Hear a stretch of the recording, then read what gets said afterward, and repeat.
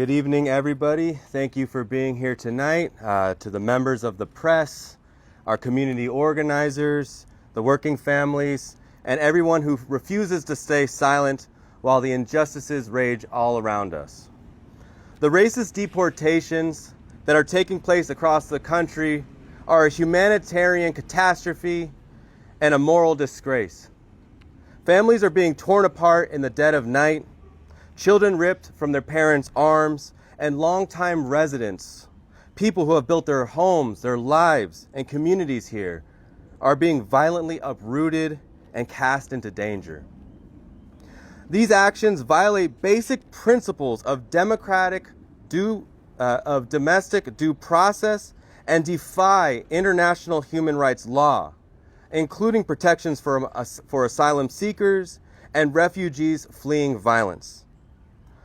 The toll is immeasurable: psychological trauma, economic devastation, broken families, and entire communities living in fear.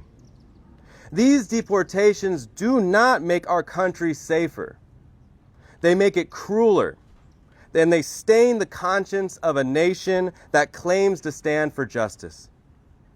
It's for these reasons and more that thousands of protests were held this last Saturday, June 14, around the country against the Trump administration and against racist deportations and for justice.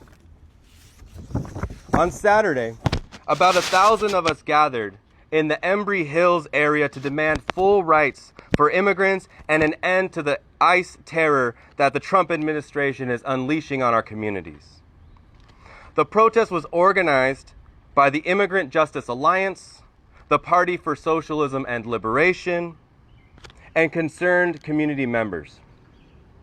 At the protest, families, elders, young people, organizers stood shoulder to shoulder, peacefully rallying on the sidewalk and then marching towards the U.S. Citizenship Immigration Services Support Center.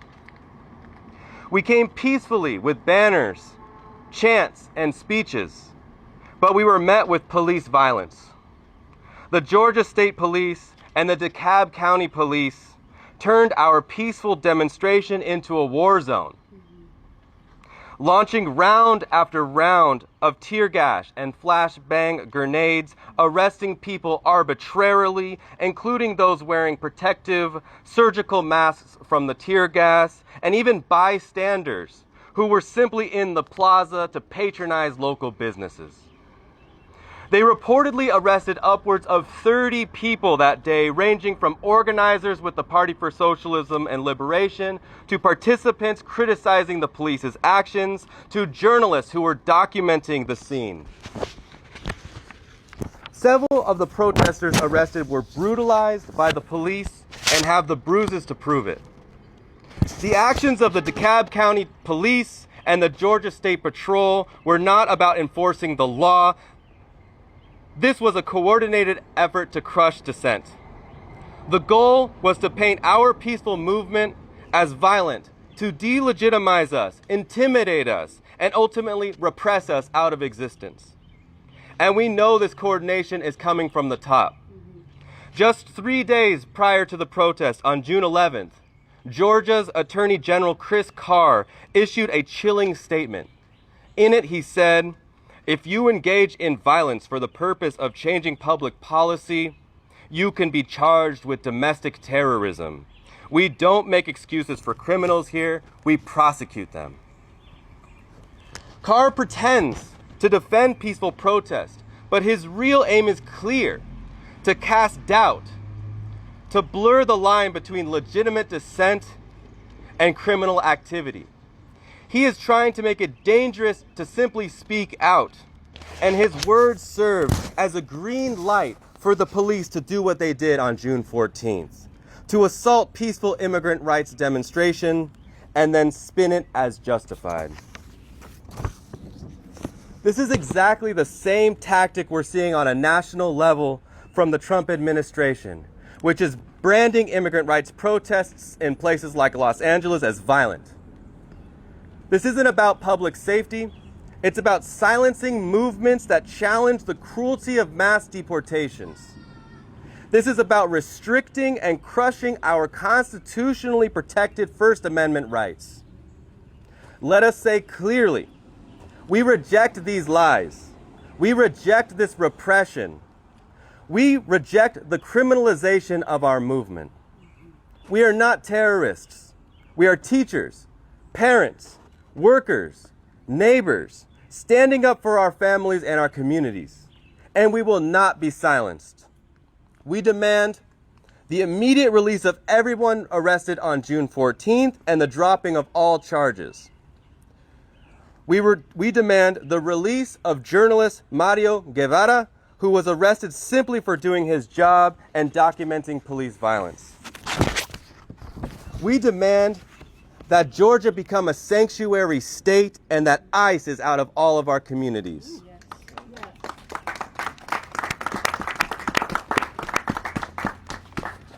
And yes, we will be back in the streets. We will keep organizing.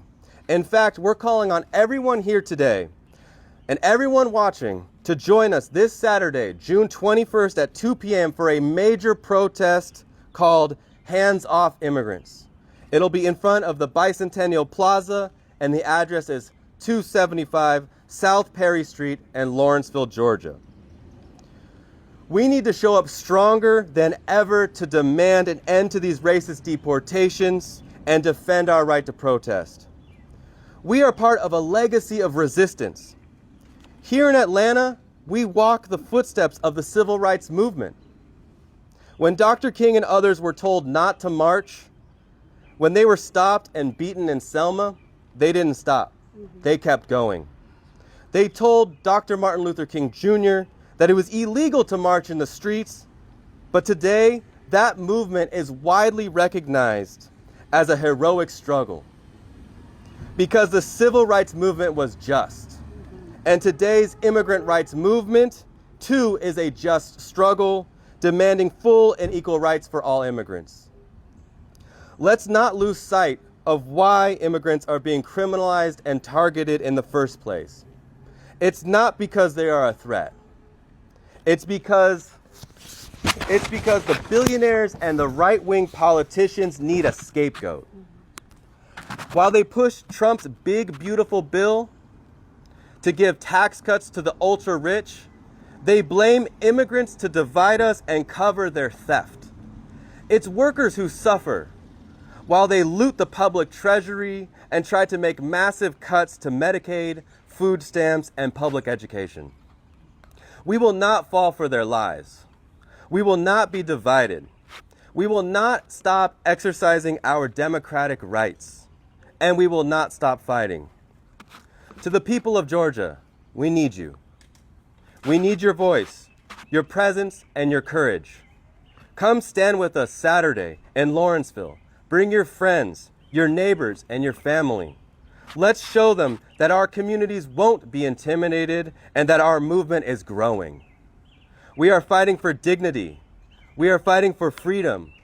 We are fighting for justice. And together we will win. Thank you.